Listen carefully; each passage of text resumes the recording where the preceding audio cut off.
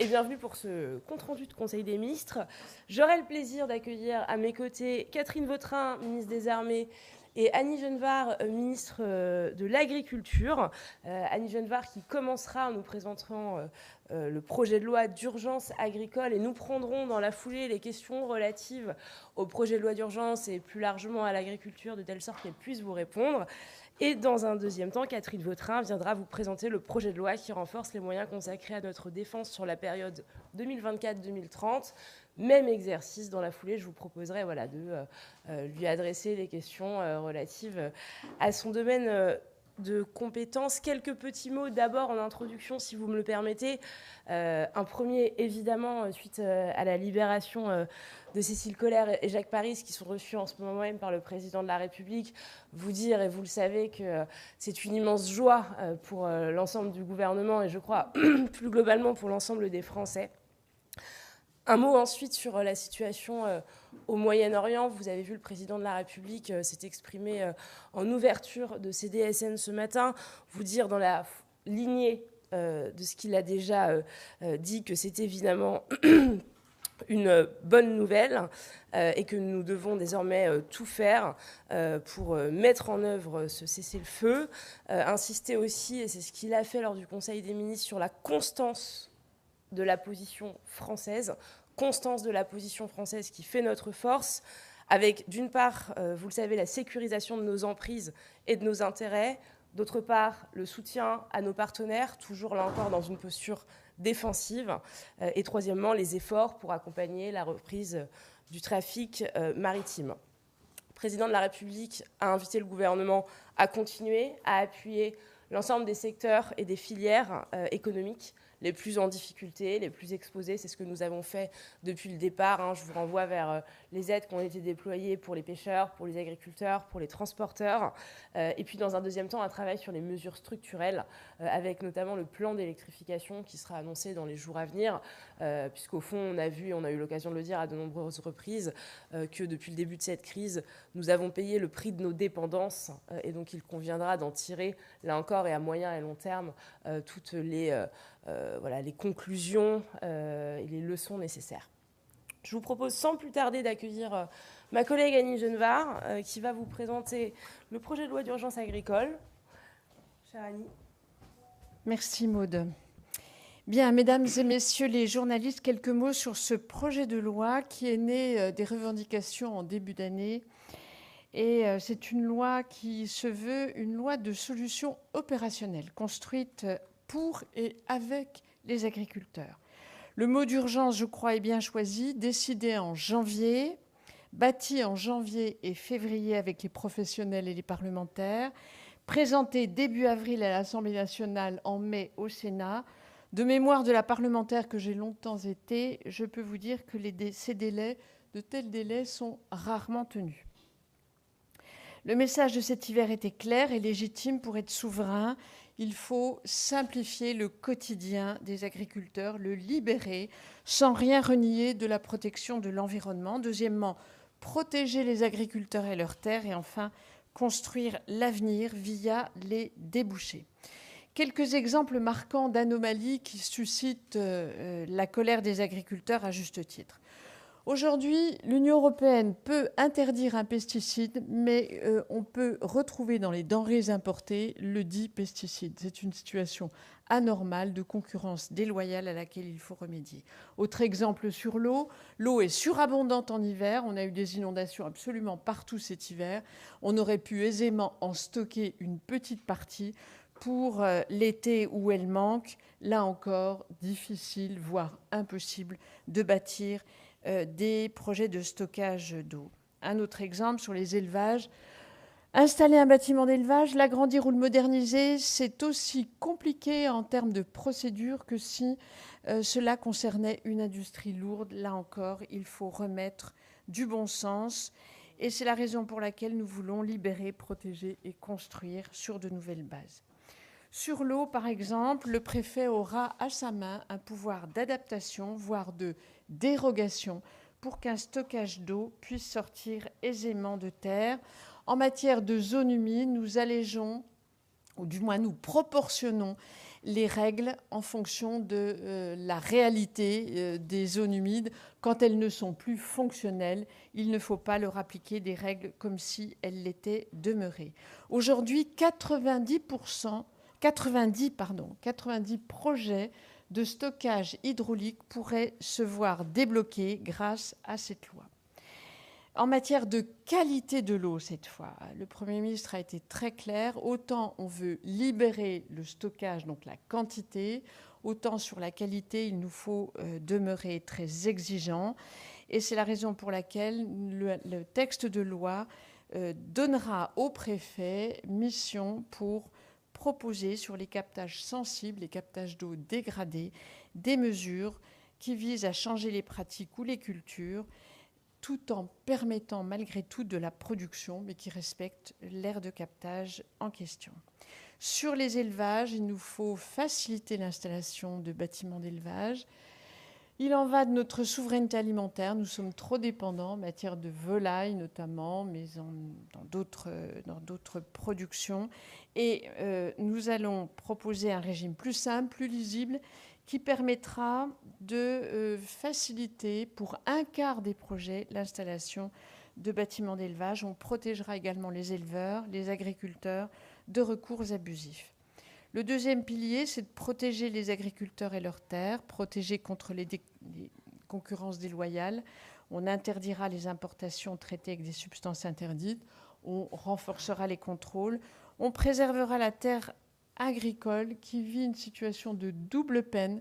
Quand il y a l'installation d'un projet ou d'un lotissement sur de la terre agricole, les agriculteurs perdent de la terre agricole et en plus, ils sont obligés de compenser sur de la terre agricole. C'est vraiment la double peine. Et là, on adaptera la compensation pour qu'elle se fasse sur des terres peu productives. Nous allons également intensifier la protection contre le vol. Aujourd'hui, on vole tout dans les exploitations. Le bétail, les récoltes, le matériel agricole, c'est insupportable. Nous allons alourdir les peines, protéger les élevages face aux loups, préparer un modèle sanitaire pour se prémunir des maladies émergentes. Et enfin, le troisième point, c'est la reconquête de notre souveraineté exige de construire l'avenir.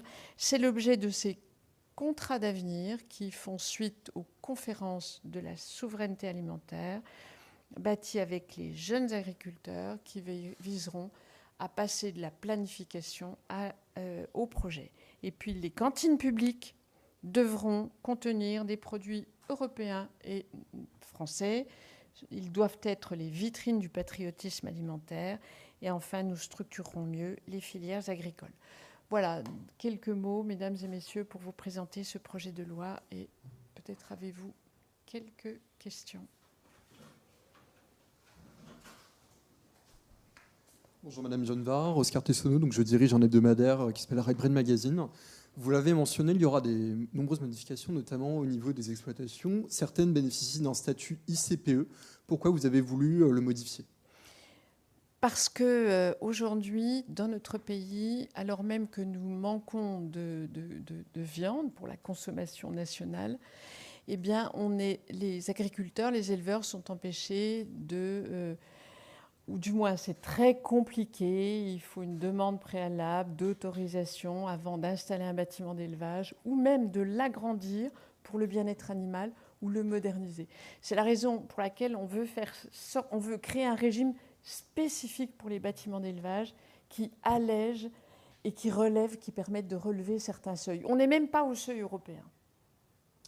Et est-ce que ce nouveau statut vous permettra peut-être de mieux identifier certaines pénuries, notamment les pénuries d'œufs qu'on a pu voir Bien sûr. dans certains supermarchés lors des Bien mois sûr. précédents ? D'ailleurs, c'est une pénurie qui va s'installer, presque une pénurie mondiale, parce que la grippe aviaire, vous savez, affecte les élevages avicoles. Et la France se félicite tous les jours d'avoir initié une politique de vaccination massive, obligatoire, qui permet de protéger nos élevages mieux que ne le font certains pays qui sont en déficit d'œufs, qui est la protéine la plus consommée. Je vous remercie.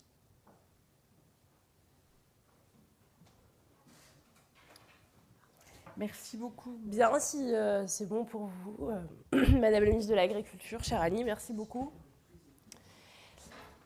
Et donc, sans attendre, après ce projet important pour notre souveraineté, un deuxième projet de loi tout aussi important pour notre souveraineté militaire. Madame la ministre des Armées. Merci Maud. Effectivement, vous l'avez vu, le gouvernement est particulièrement engagé sous toutes les formes de souveraineté. Et bien évidemment, la souveraineté en matière de défense est un enjeu absolument majeur. Tellement majeur que vous vous souvenez tous que Sébastien Lecornu, mon prédécesseur, notre Premier ministre, avait porté un texte très important qui était la LPM 2430. Et dans cette LPM, il y avait un article 8 qui prévoyait une actualisation. L'actualisation devait être en 27. Sauf que depuis, il ne vous a pas échappé que le monde s'est considérablement durci. L'année dernière, la revue nationale stratégique a montré la nécessité d'avancer. On a également eu un autre élément qui a été le discours du président de la République à Brienne devant les militaires l'été dernier. Et c'est à partir de là que nous avons commencé à travailler sur une actualisation. Qui dit actualisation, dit évidemment aucune remise en cause, mais une volonté d'aller plus loin dans deux domaines. Un domaine capacitaire d'une part et d'autre part un domaine normatif. Si je devais vous dire quel est finalement notre objectif, c'est que nos forces armées doivent être en capacité de faire face à un engagement majeur dans un horizon de temps que personne parmi nous ne maîtrise. Et ça, c'est vraiment l'élément extrêmement important à retenir. Et vous avez d'ailleurs vu, il y a quelques semaines, il y a 40 jours maintenant, au moment de la guerre au Proche et Moyen-Orient, quand il s'est agi d'envoyer des frégates, des avions Rafale, les avions étaient en condition opérationnelle, idem pour les frégates, et nos militaires étaient entraînés. Eh bien, finalement, la philosophie de cette actualisation s'est accélérée dans le domaine capacitaire pour finalement passer encore un cran supérieur pour faciliter l'engagement au combat. Ça veut dire des munitions, une préparation opérationnelle, des moyens de souveraineté. Je pense à l'alerte avancée, je pense à l'espace. Et je précise qu'aujourd'hui, vous l'avez vu, finalement, le terrain du conflit va des fonds sous-marins jusqu'à l'espace. Et nous devons être en capacité d'apporter des réponses pour l'ensemble de ces différents champs.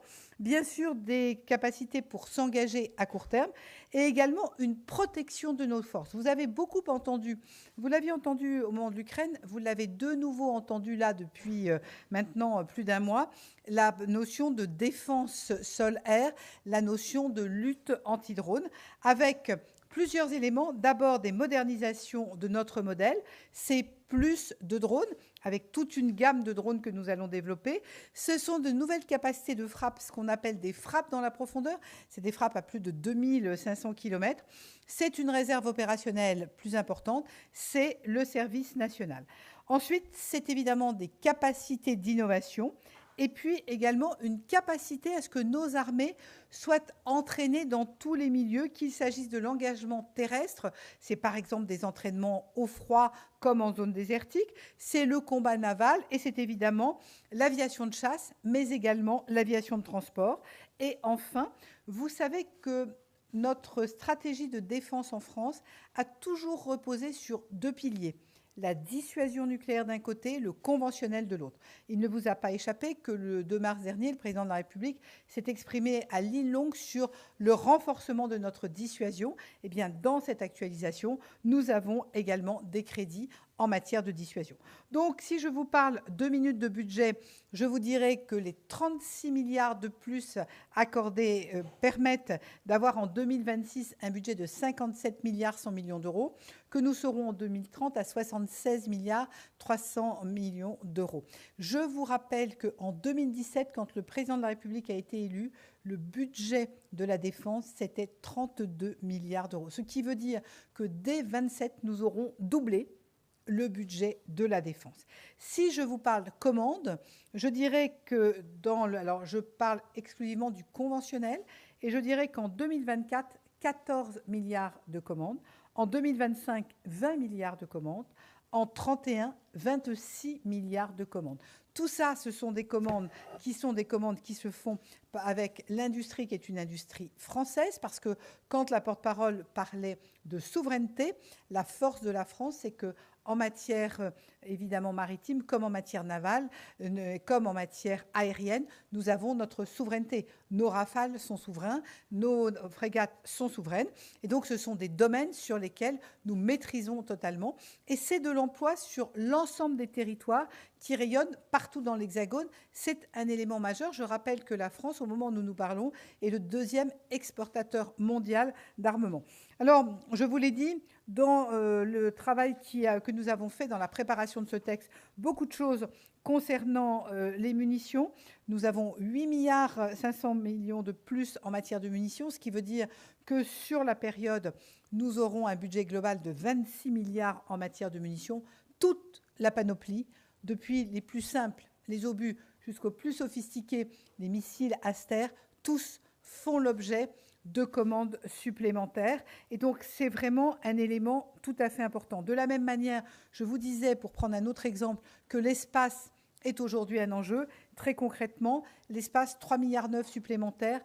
Pourquoi ? C'est de la communication, c'est de la surveillance, et c'est, là encore, quand vous surveillez, quand vous pouvez communiquer, vous maîtrisez votre souveraineté. Je vous ai parlé de l'alerte avancée. Ce sont des radars mobiles, ce sont des systèmes qui en fait, prennent à la fois le radar, le lanceur et les missiles. C'est ce qu'on appelle le 100 TNG ou ce qu'on appelle le Mistral. Sur les drones, je vous dirais que c'est un peu comme pour les munitions. On va du plus simple, le petit drone du combattant, le FPV, on en commande rien que pour 26, on en a commandé 10 000, on en aura 5 000 cette année, jusqu'à des drones beaucoup plus sophistiqués qui ressemblent à des petits hélicoptères et qui nous permettent d'avoir toute la capacité dont nous avons besoin. Vous savez que si je prends l'exemple de l'Ukraine, 80% des destructions en Ukraine ont été faites par des drones. Et donc, bien évidemment, il y a une volonté du gouvernement d'aller beaucoup plus vite sur ce sujet. Alors, évidemment, quand je vous parle de drone, il faut que je vous parle de lutte anti-drone, parce que c'est son pendant. Et là aussi, nous mettons 1,6 milliard de plus. Là encore, toute une gamme. On va du fusil brouilleur, en passant par des canons qui peuvent être posés sur des véhicules, sur des camions, jusqu'à des roquettes guidées laser. Donc, là encore, toute la gamme. Donc, et puis après, évidemment, notre missilerie, depuis les Mistral, les Mika, les Aster. Donc là encore, des commandes tout à fait importantes. Je voudrais enfin peut-être dire un mot sur la partie normative, parce que cette partie normative a pour objectif d'accompagner le réarmement. Elle étend la possibilité d'imposer aux opérateurs économiques la constitution de stocks stratégiques. C'est majeur. Qui dit stock stratégique dit capacité à assembler, à fabriquer à tous les moments. C'est évidemment un renforcement également du contrôle des coûts, parce que ça n'est pas parce que nous avons des augmentations de budget que nous ne devons pas être vigilants sur les coûts. Une simplification des procédures, avec notamment un système de régime d'autorisation environnementale unique dès lors qu'il s'agit de projets du ministère des Armées, pour là aussi avoir capacité à accélérer. C'est aussi renforcer notre résistance interne. C'est une action contre la flotte fantôme. C'est l'état d'alerte de sécurité nationale qui nous permet de répondre rapidement dans des situations complexes. C'est la mobilisation des forces vives. Vous avez entendu parler de la journée de mobilisation, qui est la nouvelle journée de citoyenneté. Le service national, qui sera opérationnel dès le mois de septembre. Nous sommes en période de recrutement. La réserve opérationnelle. Un mot sur la réserve opérationnelle. Nous aurons 50 000 réservistes opérationnels, échéance 2030, qui s'ajoutent aux 275 000 femmes et hommes armés d'actives et évidemment civils de l'armée, ce qui veut dire qu'en 2030, le format de l'armée française, ce sont 330 000 personnes. Ce sont 330 000 personnes entraînées, formées. C'est l'une des plus grandes armées d'Europe. Déjà aujourd'hui, nous avons une des armées les plus en conditions opérationnelles. Alors quand je vous parle des armées, évidemment, je vous parle de la notion de réaffirmer la singularité militaire, avec notamment une reconnaissance de la nation pour un public très particulier, les sous-mariniers, qui n'étaient pas, eu égard au délai de leur mission, éligibles au titre de reconnaissance de la nation. Ça sera chose faite grâce à ce texte. Des financements qui sont des financements qui proviennent d'un effort budgétaire. Je voudrais souligner la solidarité gouvernementale qui permet de dégager ces 36 milliards d'euros. Je vous dis aussi que le ministère des Armées fait des renoncements, fait des économies. Nous sommes là pour faire du muscle, pas pour faire du gras. Et donc, nous sommes, comme l'ensemble de nos collègues, assujettis à la maîtrise de la dépense publique. Et nous avons également les programmes européens. Je pense notamment au programme SAFE, qui nous permet d'emprunter à des taux tout à fait intéressants pour porter l'une des parties d'acquisition capacitaire. Voilà, donc vous le voyez, 2 piliers capacitaires, normatifs, un objectif, une armée qui garantit la souveraineté du pays. Merci à vous. Madame la ministre, bonjour, Cyril Adrien-Salmon pour France Télévisions. Donc, plus de drones et de munitions, mais pas de Rafale ou de frégates supplémentaires. Quand on voit ce que disait Sébastien Lecornu il y a un an, qu'il nécessitait 3 frégates supplémentaires, est-ce que c'est un projet qui est complètement abandonné? Est-ce qu'il y a encore nécessité? On va déjà parler tram-chasse, puisque vous avez parlé des Rafales. Sur les Rafales, globalement sur la tram-chasse, il y a 3,5 milliards supplémentaires. Pourquoi ? Parce que le grand enjeu, vous savez que le Rafale est un avion de chasse qui a fait ses preuves, mais qui est un avion qui doit évoluer. Et ce qui est mis dans la LPM, c'est l'élévation à un rang supplémentaire. On va passer au modèle F5 du Rafale. C'est une rénovation complète à mi-vie qui permet d'améliorer encore les performances, qui permettra par exemple demain au Rafale de porter les têtes nucléaires. Donc il y a, et parallèlement à ça, il y a 2 Rafales supplémentaires. Ces 2 Rafales supplémentaires, on recomplète les Rafales que nous avions malheureusement perdus à l'été 25. En ce qui concerne les frégates, vous avez raison, il y a un sujet de format. Je l'ai dit, là on est dans une actualisation.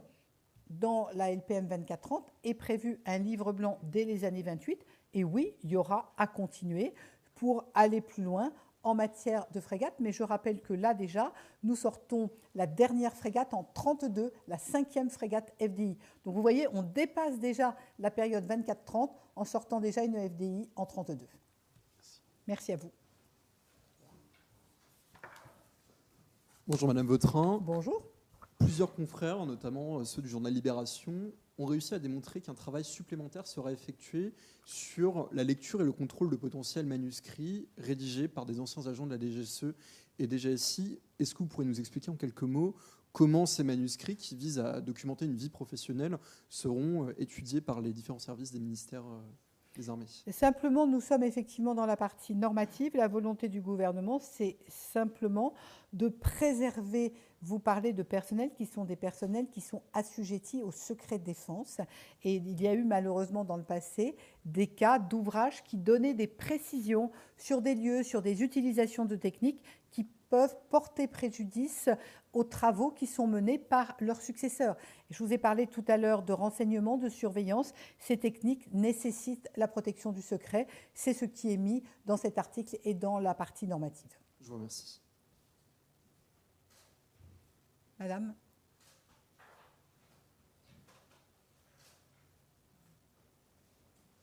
Laura Kelly, Politico. Il me semble que dans l'actualisation, il y a également une étude pour un char intermédiaire. Qu'est-ce que vous pourriez nous dire sur ça? Merci. Alors, effectivement, vous avez raison. Vous savez qu'actuellement, nos chars, les Leclerc, ont une durée de vie qui va se terminer à l'horizon 2040. Et nous voyons que le char qui est porté en franco-allemand, le MGCS, prend une dizaine d'années de retard. Et donc, la France a besoin, effectivement, d'un char qui soit un char intermédiaire.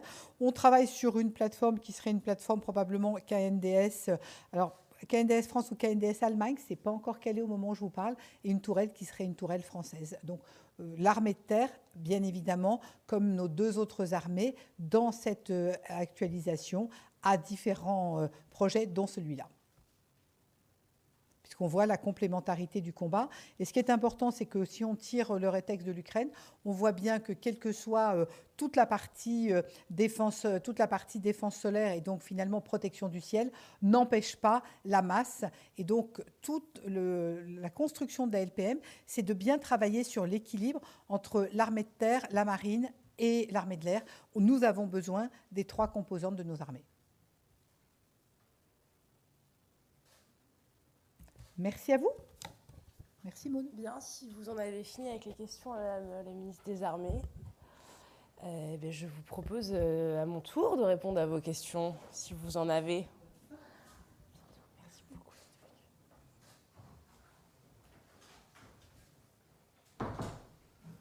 Bonjour, Bastien Auger pour TF1 et LCI. De nombreux Français, de nombreuses professions souffrent de la hausse du prix des carburants. Le Premier ministre avait promis de nouvelles annonces en début de semaine qui visiblement tardent un petit peu à arriver. Est-ce que le gouvernement cherche à gagner du temps ? Merci beaucoup pour votre question. Non, aucunement. Et nous avons réagi dans les heures, tout du moins dans les jours qui ont suivi ce conflit, avec une logique simple. Nous avons aidé prioritairement les secteurs les plus exposés, les secteurs les plus en difficulté. C'était la demande du président de la République, tout à fait légitimement, puisque vous prenez par exemple le secteur de la pêche, il n'était plus soutenable pour eux d'aller en mer, et donc le premier objectif, c'était de permettre au secteur économique de tourner. Nous l'avons dit, nous ne laisserons pas tomber les Français qui travaillent. Et donc il y a un travail qui est en cours sur d'autres aides, d'éventuels nouveaux dispositifs de soutien. Mais là encore, tout ça est au regard d'une situation internationale qui est extrêmement fluctuante. Et vous ne pouvez pas me poser la question comme s'il ne s'était rien passé depuis 24 heures sur la scène internationale. Ce qu'on a vécu cette nuit, quand bien même c'est précaire, quand bien même il faut être vigilant, et nous sommes vigilants, doit évidemment rentrer en compte dans la réflexion et dans les réflexions qui sont les nôtres pour les jours ou les semaines à venir. La priorité, c'est que les baisses qu'on observe sur le cours mondial soient répercutées aussi vite que les hausses l'ont été. Et nous recevrons demain à Bercy les distributeurs et les raffineurs pour s'assurer que ces baisses soient répercutées aussi vite que les hausses l'ont été. Ça veut dire, pour être très concret, que si la situation s'améliore, il n'y aura pas de nouvelle aide. Ça veut dire qu'on ne peut pas faire fi de la situation internationale, puisque la situation internationale est à l'origine de la situation que l'on vit. C'est la situation internationale qui nous a fait prendre l'ensemble des mesures mises sur la table, encore une fois, pour les secteurs économiques depuis plusieurs semaines maintenant. On ne s'interdit rien. Et moi, je ne sais pas vous dire quelle sera l'évolution du cours du pétrole dans les heures et dans les jours à venir. J'entendais l'UFIP ce matin évoquer une baisse de 5 à 10 centimes dans les 48 prochaines heures aux stations-service. Je suis nécessairement prudente, puisque nous avons déjà entendu des annonces de baisse à venir qui ne se sont pas nécessairement répercutées. Et donc voilà, il est normal de prendre au moins quelques heures pour faire retomber un petit peu la poussière. Bonjour, Hugo Babet, BFM Business. J'aurais deux questions. La première sur le tweet de Sébastien Lecornu ce matin qui évoque un plan de contrôle. Est-ce que cela concerne les raffineurs ou les distributeurs ou les deux? Quels secteurs quelles entreprises sont concernées? Et deuxième question, vous avez entrouvert hier la porte à la taxation des compagnies pétrolières sur les profits qu'elles feraient. Puis derrière, pendant la réunion avec les syndicats, plusieurs nous ont rapporté que vous aviez donné plusieurs raisons pour fermer la porte à la taxation des compagnies pétrolières. Quelle est la position du gouvernement? La position du gouvernement, je commence par votre deuxième question, c'est celle que j'ai exprimée hier lors des questions au gouvernement. Il y a des travaux et des réflexions qui sont portés à l'échelle de l'Union européenne par nos amis membres de l'Union européenne. Et donc, nous allons nous intégrer dans ces réflexions et dans ces discussions. Nous ne fermons absolument pas la porte par principe. Et je ne dis ni oui ni non, au fond, en vous répondant cela. Je dis juste qu'il y a une situation exceptionnelle, il y a des réflexions qui sont portées à l'échelle européenne, et donc on va s'intégrer dans ces discussions, travailler avec nos partenaires européens et voir où tout cela peut ou pas nous mener. Et donc vraiment la position, c'est ni plus ni moins que celle que j'ai tenue hier lors des questions au gouvernement. Sa position du gouvernement est donc évidemment la position du Premier ministre. Sur la question des plans de contrôle, vous savez qu'on en a fait et diligenté à la demande du Premier ministre dans les premiers jours qui ont suivi la crise. On va s'assurer d'une chose très simple, là encore une fois. On voit l'évolution du prix du baril dans les 12 dernières heures, absolument spectaculaire. La plus importante baisse, je crois, de l'histoire, ou en tout cas c'est une baisse absolument historique, il faut que ce soit répercuté au prix à la pompe aussi rapidement. Et donc on mènera des contrôles via la DGCCRF sur le même modèle que ce que nous avions réalisé les semaines passées. Si la réflexion aboutit sur la taxation des compagnies pétrolières, elle pourrait avoir lieu avant le budget 2027 ou pas? Mais c'est beaucoup trop tôt pour se poser ce type de questions. Encore une fois, il y a un travail qui est porté à l'échelle de l'UE Et donc la France s'intègre naturellement dans ce travail. C'est des questions qui sont légitimes et c'est normal qu'on soit interrogé dessus, c'est normal qu'on essaie d'avancer. Donc maintenant il est un peu tôt. Là encore, on parle d'une initiative qui est extrêmement récente. Merci. Bonjour, Julien Nenny pour France Inter.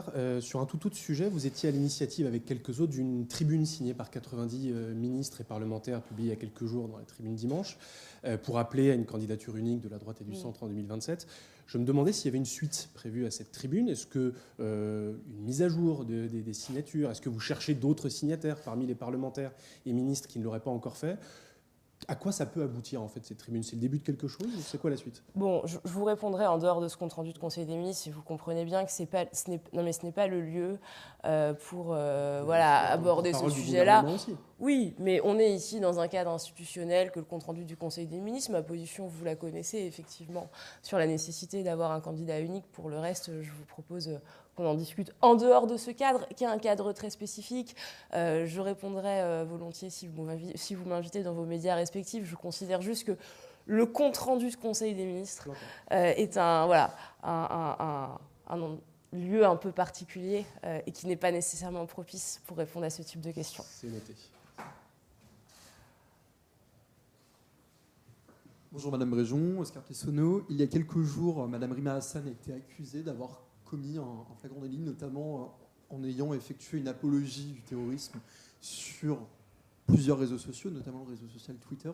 Son avocat dénonce une procédure extrêmement dure, voire totalement illégale, contre sa cliente. Est-ce que vous avez pu échanger sur cette affaire avec l'ensemble des ministres, et notamment Aurore Berger, sur la situation de Rima Hassan aujourd'hui ? Non, et nous n'avons pas à le faire. Nous avons confiance dans la justice de notre pays. La justice s'est saisie de façon pleinement légitime, et donc il y a une procédure qui est en cours. Le gouvernement n'a pas à se prononcer sur une procédure, encore une fois, judiciaire en cours. Que cela relève de Rima Hassan ou de tout autre citoyen français. Et enfin, avez-vous eu des débats sur la loi Yadan qui fait l'objet d'une pétition actuellement ? Non plus, nous n'en avons pas parlé lors du Conseil des ministres. Ce que je peux vous dire, c'est que cette loi est inscrite à l'ordre du jour de l'Assemblée nationale et que donc le Parlement aura souverainement, démocratiquement, la charge d'en débattre et de se prononcer sur cette proposition de loi. Une autre question était évoqué un plan d'électrification qui sera annoncé dans les prochains jours. Est-ce qu'on a une date pour ce plan d'électrification et avec quel argent, étant donné qu'il n'y a ni cagnotte ni surplus finalement de la taxe ? Bon, alors d'abord, le plan d'électrification, il n'a pas émergé après le début du conflit au Moyen-Orient. C'est un travail qui est mené depuis plusieurs mois maintenant, avec des groupes de travail qui rassemblent l'ensemble des acteurs, qui rassemblent des parlementaires, qui rassemblent des industriels, qui ont travaillé aux différentes mesures qui pourraient intégrer ce plan d'électrification. Et il n'a jamais été question qu'il soit financé sur la seule base de surplus qui, par ailleurs, je le redis, sont compensés par 1, la baisse de la croissance, 2, de la consommation, et 3, par l'augmentation des taux. Mais vous savez qu'il y a par exemple une possibilité de financement via les C2E, C2E qui ont été portés à 8 milliards qui financeront très directement des dispositifs pour accompagner les Français, pour accompagner les ménages dans des changements de vecteurs énergétiques, par exemple, à leur domicile, ou de modes de transport avec l'acquisition de véhicules électriques. C'est 2 exemples très simples que tout le monde comprend et qui, évidemment, sont en réflexion depuis un certain temps maintenant. Et pour la date des annonces ? Pardon. Nous sommes mercredi, donc je vais vous dire d'ici à la fin de la semaine ce qui vous reste. Donne un laps de temps assez court, au fond. Merci. Bien, merci beaucoup.